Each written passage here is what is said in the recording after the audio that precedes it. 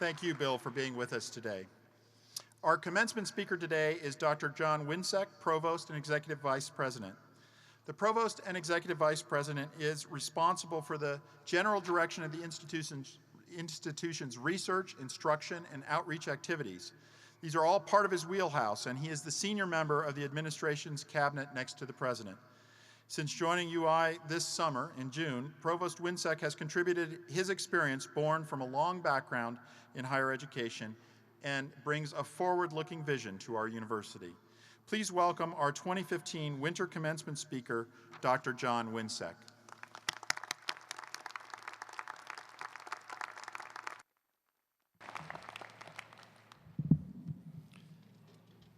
Thank you, President Staben. Good afternoon. On behalf of the faculty and staff of the University of Idaho, I extend a special welcome to today's graduates and their families, friends, and colleagues. As the Chief Academic Officer of the University of Idaho, I am honored to have the privilege to spend a few minutes with all of you and to share some advice with today's graduates. Graduates, you will shortly have that piece of paper in your hand that marks the beginning of the next major phase of your life. Where will your life take you? I hope that each of you will have a long life with many more opportunities such as today to pause and take measure. Many of my colleagues know that I like to call such moments waypoints. This is parlance that's used by those who navigate long journeys. Waypoints allow you to assess where you have been and, more importantly, where you are going.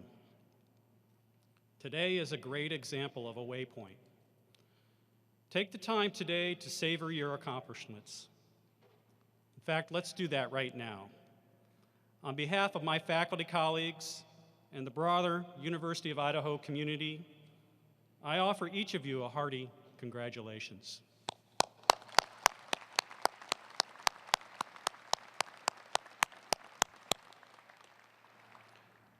So, this leg of your life journey is done. What's the next life journey leg that you need to take? Where is your final destination? How will you know when you're there? I will try to step into your shoes for a moment. Many of you have some certainty right now, jobs in hand, and a plan for what you'll do next week. Some of you are likely less certain, but either way, bigger questions loom. How will things look a year from now? How about 5 or 10 years from now? Will you be in that same job? Will you marry? Will you have children?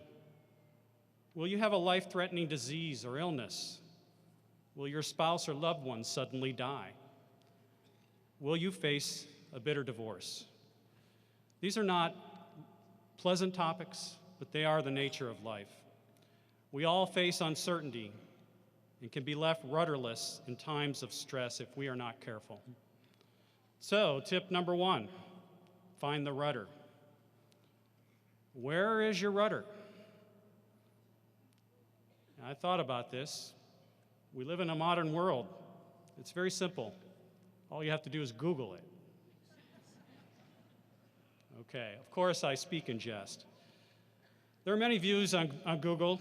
Probably a lot of them you don't agree with. I do recommend you Google one thing, though. Google the golden circle. This is a YouTube video by Simon Sinek. I really encourage you to watch this YouTube video when you get home. Simon offers a way to frame your approach to any challenge or opportunity. Indeed, I would argue his ideas provide a way to frame one's life. He breaks it down to 3 simple questions and the importance to approach these questions in the right order. As humans, we need to first understand why.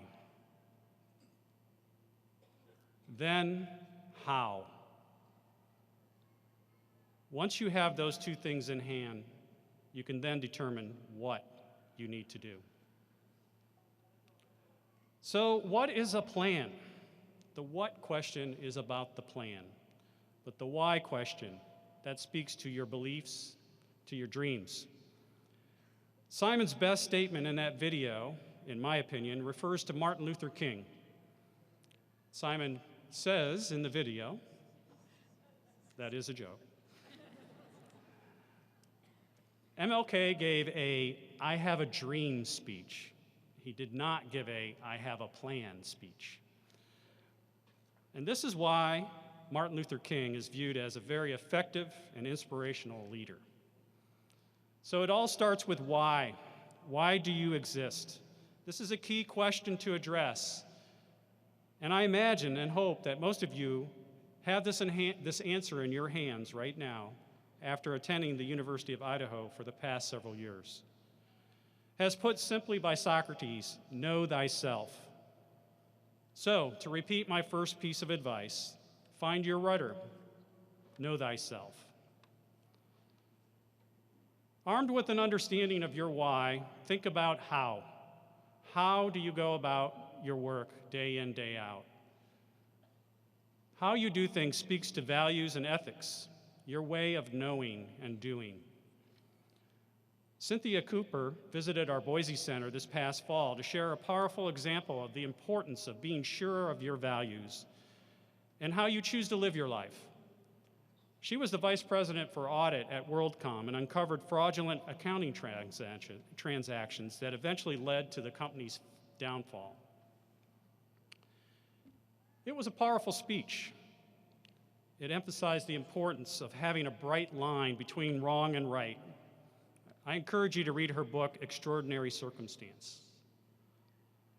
In the epilogue, she speaks to, quote, my children and students. And she has sage advice. A few phrases I quote here.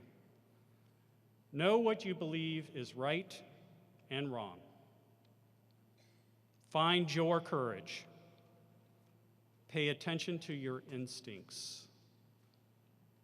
Above being loyal to your superiors, be loyal to your principles.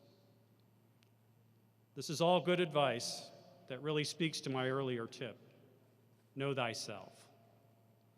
It is very difficult for us to make decisions that seem to go against the prevailing expectations so that we can do what we think is right. But you can, and you must do the right thing. This brings me to the last part of Simon Sinek's Golden Circle, the what. What to do today, tomorrow, next week. You are all eager to start your lives beyond college, but please dot your I's and cross your T's first.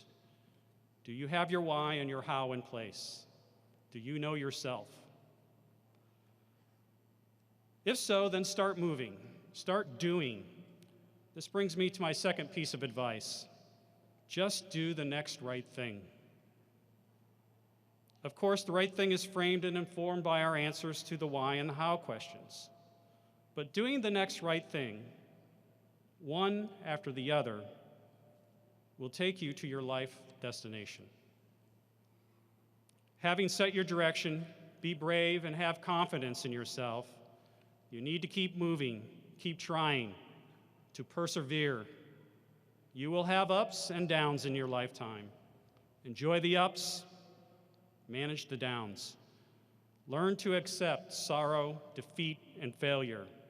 It's an inherent aspect of being human. To quote Dr. Seuss, one of my favorite authors, quote, and when you're in a slump, you're not in for much fun. Unslumping yourself is not easily done, unquote. But learning to unslump yourself is critical to life. This is my third and final piece of advice. Don't let life make you the perpetual victim. Pick yourself up by your bootstraps and keep moving. Dr. Seuss has always been a big part of my thoughts at these student waypoints. I quoted my favorite Seuss book, Oh, the Places You'll Go, just now, just as I did to the incoming class of Vandals this past August. Your life journey continues beyond this campus in the coming days. Just remember, find your rudder, do the next right thing, and keep moving forward. a simple set of guidelines that will take you to your life destination. That, by the way, is the complete storyline of Oh, the Places You'll Go. Oh, the places that you vandals will go. We hope you'll return to Moscow for your 25th class reunion and share with us the places that you mighty vandals have gone.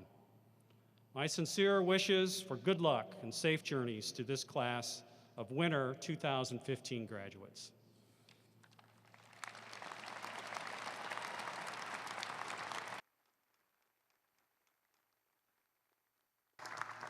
Thanks, John. Come back here for a second. A little gift we always give our speakers. Thanks very much. Thanks especially for coming to Idaho, for bringing your leadership here and helping us find our why, our what, and our how. So I invite you, by the way, to read more about Provost Wiencek in the commencement program.